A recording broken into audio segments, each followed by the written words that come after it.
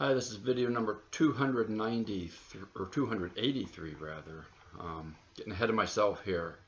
We see beautiful day here today. Nice, and it's breezy, it's cool, it's dry. It's just haven't had a day like this in a long time. It's perfect. It's gorgeous. No humidity. Went out this morning with my coffee, sat on the porch, did a couple Sudoku puzzles. It was great. Did go to the Longhorn Steakhouse again yesterday for dinner after we met with my sister. Had some sirloin salad and some peach iced tea, unsweetened. That was great. Joked around with the waiter some. He was pretty cool and had a good time. Went over to the market this morning to get my newspaper, and I was thinking about my sister. Let me see. Okay, what's going on with my sister first? I'll talk about that, and then I'll talk about my trip to the market and coming back and what I was thinking about. Lots of things to think about with my sister here and all. We did visit her yesterday. She wants to go home. So she is going home today. I got a call from someone earlier, a little bit ago. She's coming home today. They're calling in hospice, so she can't eat. She's not able to eat. She can't swallow. She can hardly breathe. Got a call from my other sister. She's probably about 3 hours from here now. She will arrive sometime this afternoon. Not sure what I'm going to be doing yet. They're getting the bed in from hospice at my sister's place, so I don't want to get down there early. I'll probably go down later today, maybe toward evening. Not sure if I will stay there or stay in a hotel or exactly what's going to happen yet. Typically when I go down there I will sleep on the sofa, but I'm getting kind of old for that. It's pretty narrow, so I'm not quite sure what's going to happen there yet. That's kind of a work in progress. Okay, as I said, when I was coming back from the market today, I got the newspaper. It was a nice day to walk. And I was thinking about my sister good bit. And I was thinking about one of my last videos. I had made the statement, she made the big decision, okay? And like, what does that mean? I was thinking about, not how it sounds, but in my own head, what does that mean? Like, she made the big decision. And I'm thinking decision. And I don't think it was, I know a lot of people, like, well, you have to make this decision because your eternal soul depends on it. But I don't, for her, it was more like, not like I have to make this decision, or it was more like the light bulb went on, I think, or she had an epiphany or whatever you want to call it. I don't know. Because she didn't, over the course of her life, she had a little harder than even the rest of us, because she was my half sister. She had a different father and she was adopted by our family. So I don't know what, I don't think she believed like this whole like eternal life and the Savior and all that stuff was true. But I think most people, you hope it's true. You kind of hope it's true.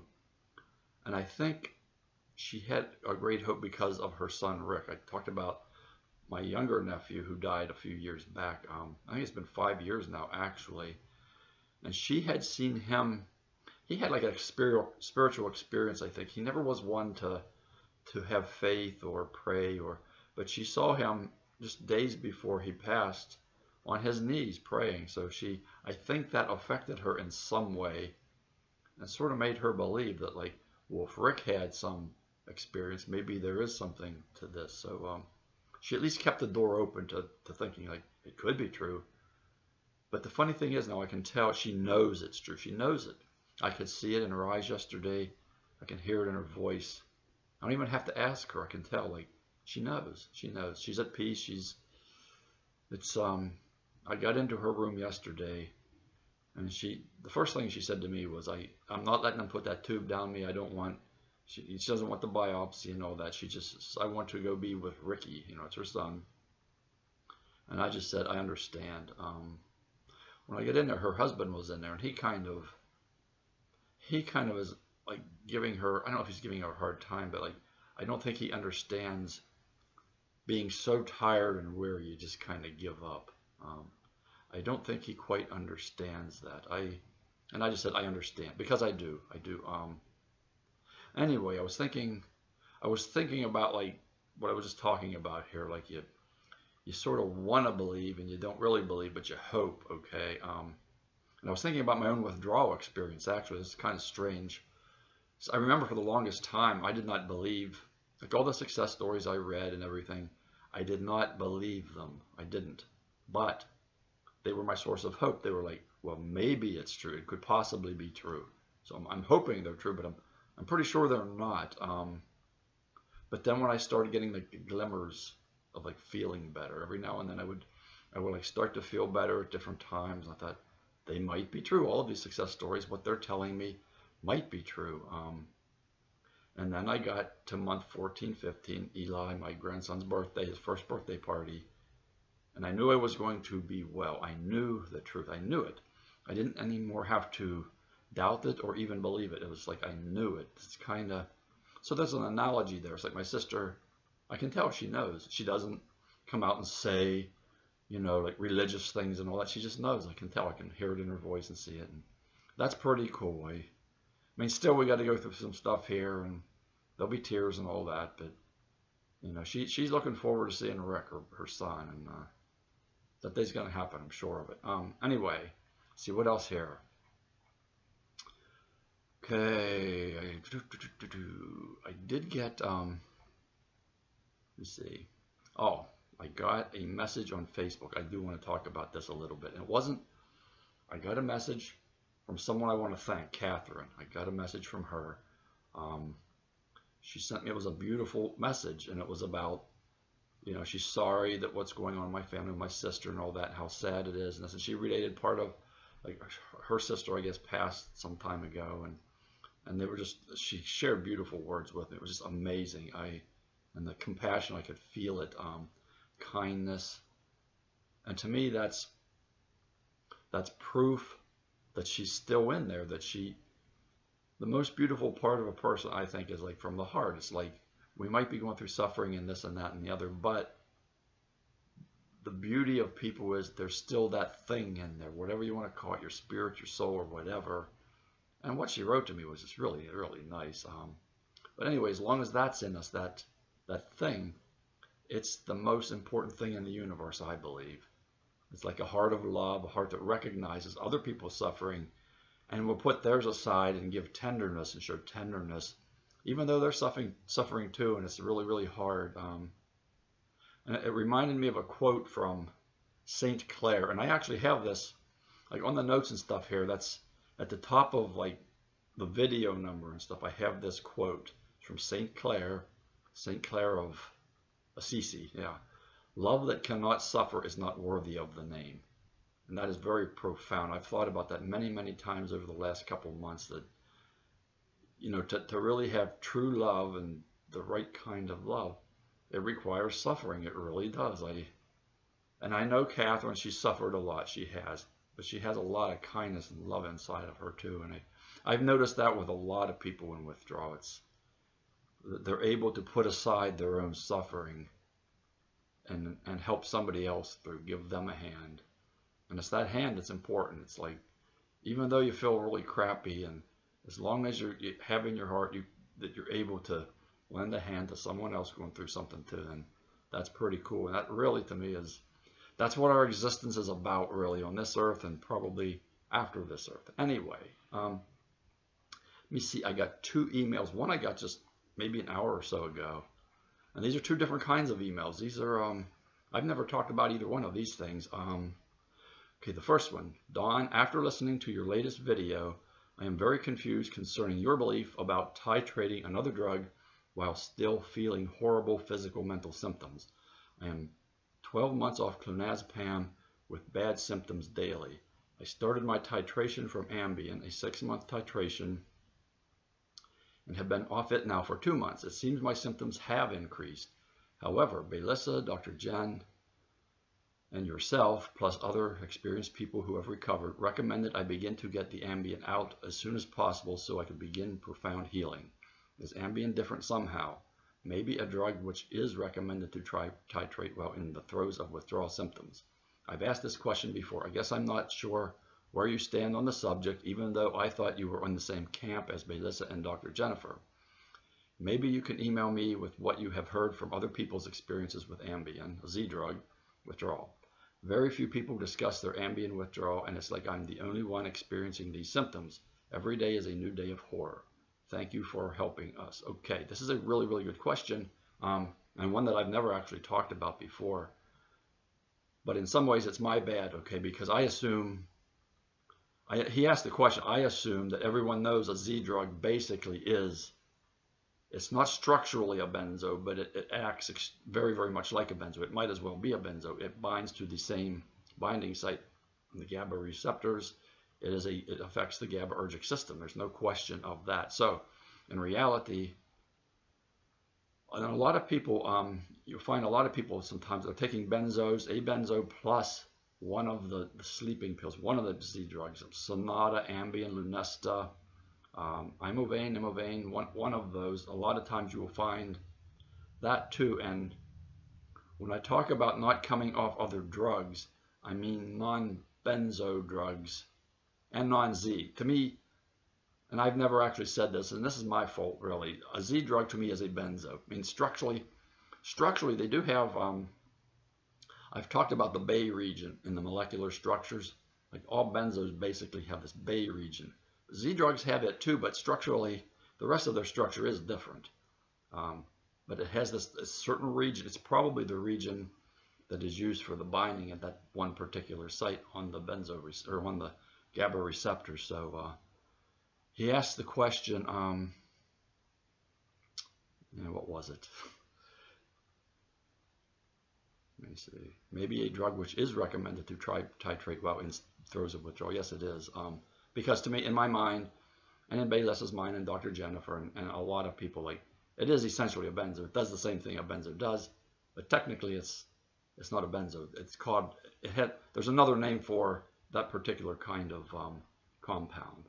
So that's my bad. I should have, from now on, I'm going to have to say except for benzos and Z drugs and benzos. Anyway, yeah, Ambien's different. It's different from the antidepressants, the antipsychotics, all the GABA analogs, gabapentin, pregabalin, and phenibut. It's different from all of those. I would not recommend coming off of those while you're in benzo/Z drug withdrawal. Let me see what else. I think I said everything I wanted to say. Acts like a benzo, but is not a benzo.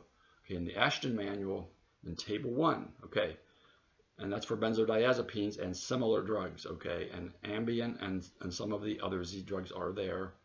Okay, Ambien has half the potency of Valium, okay. 10 milligrams of Valium is equivalent to 20 milligrams of Ambien. So it is considered, it's a similar drug. It's not technically a benzo though. Okay, so it's still like being on a benzo. It's like you're still on something that is binding to that binding site. And it's a positive allosteric modulator like benzos are. It does the same thing. Okay, that was that one. I never actually talked about that. That's my bad. I should have, when I talk about benzos, I should say Z drugs are included. Okay, okay, this one's real interesting too. I never actually spoke about this exactly. This is more of a mathematical thing than anything. This is kind of what I did for, what I do included this sort of thing, half-life and coming up with loss constants or coefficients. Okay, hi Dawn. The movers are coming tomorrow, and I just made a big mistake. I took a 5 milligram Valium this morning, accidentally, without thinking. I take one every night. What is this going to do to me? Should I take it tonight or wait till tomorrow night after the move?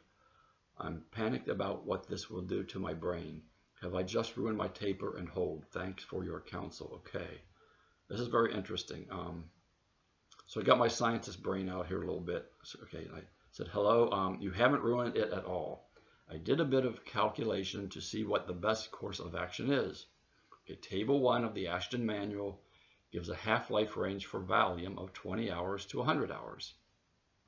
Okay, I use 20 hours as the worst case scenario, okay, the lowest half-life. Okay, the overall loss rate can be calculated from the half-life, and then various calculations can be made from that. Since you take 5 milligrams every night, I calculated that over 24 hours, you would still have about 2.2 milligrams in your body from that dose right before the next dose, okay? So that means like Typically, the 5 milligrams, wait 24 hours. A little bit more than half of it's gone in 24 hours, 2.2 milligrams. Okay. Now, in order to estimate what you might need to supplement till tomorrow night, 48 hours from last night's dose, okay, I used the 10 milligrams, which was last night's dose, plus this morning's dose, and estimated what would still be in your body from both doses 48 hours from now. In other words, tomorrow night, not tonight.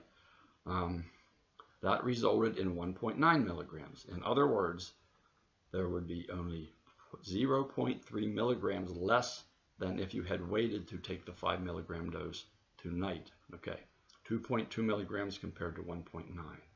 Okay, in reality, it would be even less than the 0.3 milligrams because I used the shortest half-life from Ashton, and also in the second calculation, I assumed you took the entire 10 milligram dose last night, but half of that was taken this morning, meaning that less has been metabolized and is still in your body. Okay, this is the reason, this is important here, this is the reason why Ashton suggests crossing to Valium from any of the other benzos or Z drugs, okay, because its half-life is so much longer than most of them, especially the 3 other common ones: Ativan, which is lorazepam, Xanax, which is alprazolam, and Klonopin, which is clonazepam. Doing the same sort of calculations for them would give very different results, and you would probably need to supplement before tomorrow night's dose. I highly doubt that you will feel any difference before you dose again tomorrow evening. I hope your move goes well. Okay, and that's the end of it. That's an interesting email because I never actually, I have over, in the last 5 years or so, I have helped people sometimes with tapering schedules and stuff, like, you know, mathematical things. And once in a while, like, I have looked at the half-lives and you calculate the loss coefficient and make some calculations. But this is the first time someone actually, you know, dosed before they should have, and then, you know, I'm not sure what to do. So I would definitely not dose again until tomorrow night, because Valium's half-life is enormous compared to those other 3, Ativan, Xanax, and Klonopin. Much, much, much longer. Now, I use the 20-hour half-life.